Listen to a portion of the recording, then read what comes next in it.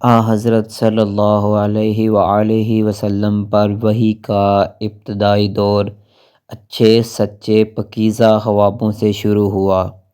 آپ خواب میں جو کچھ دیکھتے وہ صبح کی روشنی کی طرح صحیح اور سچا ثابت ہوتا۔ پھر من جانب قدرت آپ تنہائی پسند ہو گئے اور آپ صلی اللہ علیہ وآلہ وسلم نے غار حرا میں خلوت نشینی اختیار فرمائی اور کئی کئی دن اور رات وہاں مسلسل عبادت اور یاد الہی و ذکر و فکر میں مشغول رہتے۔ جب تک گھر آنے کو دل نہ چاہتا تو شاہ ہمراہ لیے ہوئے وہاں رہتے۔ توشہ ختم ہونے پر ہی اہلیہ محترمہ حضرت ختیجہ رضی اللہ تعالی عنہا کے پاس تشریف لاتے اور کچھ توشہ ہمراہ لے کر پھر وہاں جا کر خلوت گزین ہو جاتے۔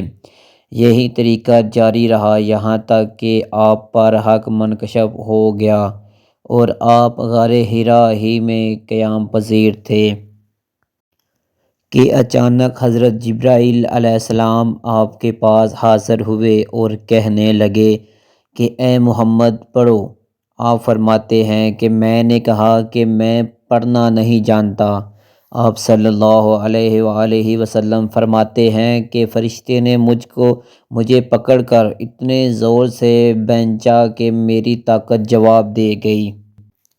پھر مجھے چھوڑ کر کہا کہ پڑھو۔ میں نے پھر وہی جواب دیا کہ میں پڑھا ہوا نہیں ہوں۔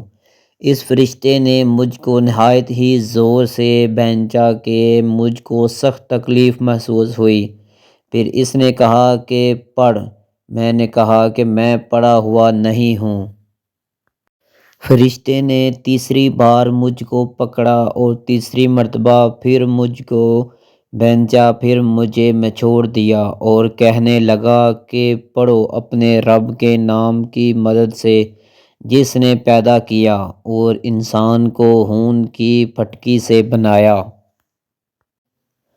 پڑھو اور آپ کا رب بہت ہی مہربانیاں کرنے والا ہے۔ پس یہی آیتیں آپ حضرت جبرائیل علیہ السلام سے سن کر اس حال میں غار حرا سے واپس ہوئے کہ آپ کا دل اس انوکھے واقعہ سے کانپ رہا تھا۔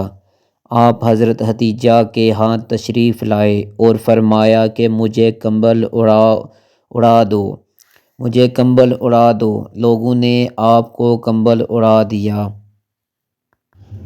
جب آپ کا ڈر جاتا رہا تو آپ نے اپنی زوجہ محترمہ حضرت ختیجہ رضی اللہ تعالی عنہا کو تفصیل کے ساتھ یہ واقعہ سنایا اور فرمانے لگے کہ مجھ کو اب اپنی جان کا خوف ہو گیا ہے۔ آپ کی اہلیہ محترمہ حضرت ختیجہ رضی اللہ تعالی عنہا نے آپ کی ڈھارس بندھائی اور کہا کہ آپ کا خیال صحیح نہیں ہے۔ خدا کی قسم آپ کو اللہ کبھی رسوا نہیں کرے گا۔ آپ تو اخلاق فاضلہ کے مالک ہیں۔ آپ تو کنبہ پرور ہیں۔ بے کسوں کا بوجھ اپنے سر پر رکھ لیتے ہیں۔ مفلسوں کے لیے آپ کماتے ہیں۔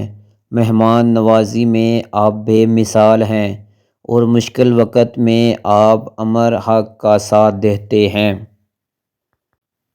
ایسے اوصاف حسنی والا انسان یوں بے وقت ذلت و خواری کی موت نہیں پا سکتا۔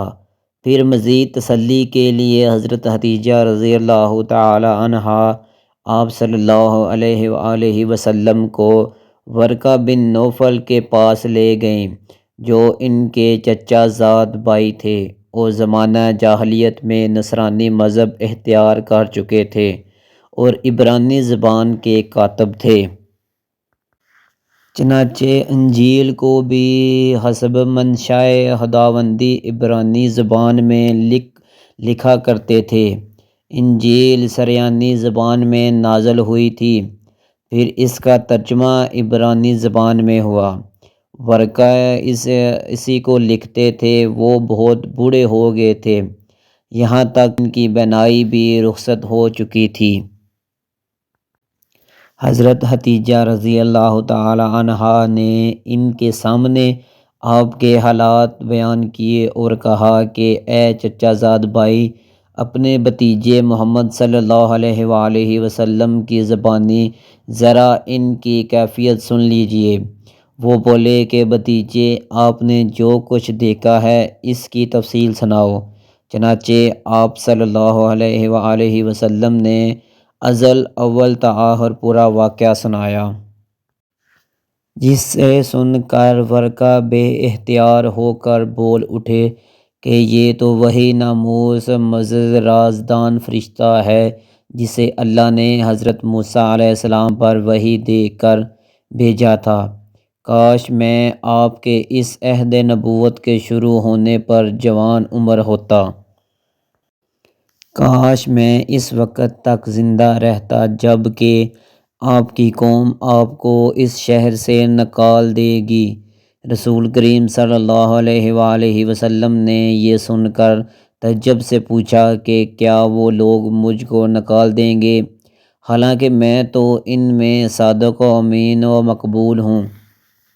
ورقہ بولا، ہاں یہ سب کچھ سچ ہے، مگر جو شخص بھی آپ کی طرح امر حق لے کر آیا، لوگ اس کے دشمن ہی ہو گئے ہیں۔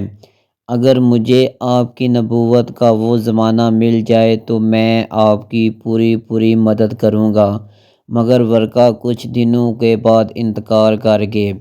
پھر کچھ عرصہ تک وحی کی آمد موقوف رہی۔